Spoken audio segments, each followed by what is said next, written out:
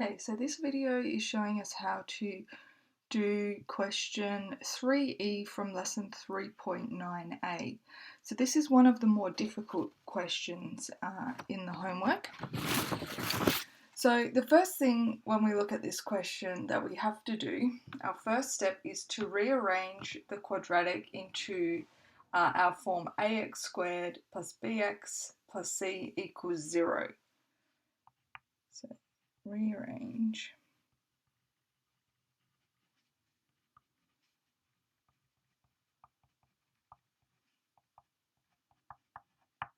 Okay, so to do that with our equation, 3 equals 6x squared minus 7x. Alright, so it's not quite in this form yet because we don't have an equals 0. At the moment we have an equals 3.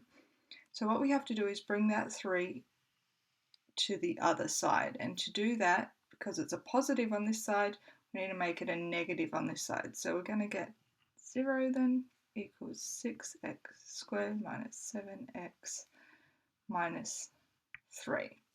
So now it is in the form ax squared plus bx plus c equals 0.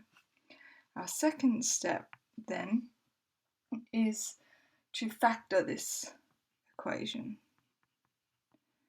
So this is factoring an equation when our a does not equal 1. And we can see that straight away because our a here is equal to 6. And so to do that, we are going to use our I can't think of what it's called right now. Oh, we're going to use our factoring by decomposition. So what we're going to do then is I am going to write out my equation, just so we can see where we are. Now, I'm going to times my a by my c. So 6 times 3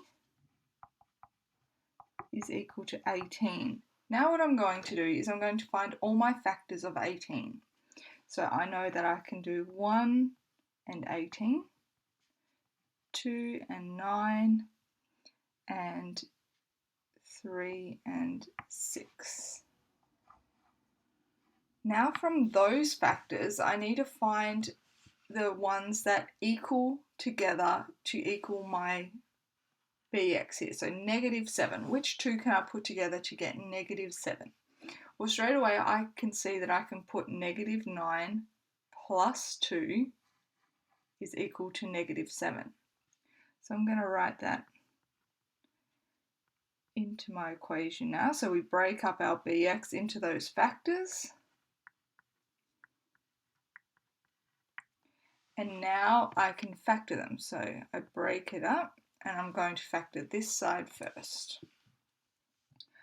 So my common factor here is, straight away I can see is 3 goes into both of these. So I can take out a 3 and also an x. 3x, and that leaves a 2x, 2x minus 3. Now on the other side, I have 2x minus 3, nothing can come out of that, so it's going to be 2x minus 3, and there would be a positive 1 outside here, right? Because everything times 1 is equal to this. So now I'd write out my factors, so I have 2x minus 3 and 3x plus 1. Now if you wanted to, you could double check by multiplying this out to see that you get the correct standard formula, but I know that we already do. Okay, so now what I'm going to do then, our last step,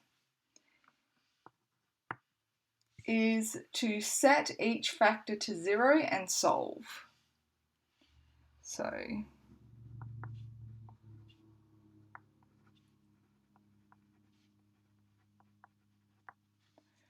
So what that means is I can say 2x minus 3 is equal to 0 and 3x plus 1 is equal to 0. And now what I'm going to do is I'm going to solve for my x in each equation. So 2x equals 3. X equals 3 over 2. So that is our first x is equal to 3 over 2. And our second one is 3x equals -1. Divide by the 3. So -1 divided by 3. So you get -1/3 as our second x. And you could also write them as our zeros here. So it would be 3 over 2 and -1 over 3. And that's how to do it.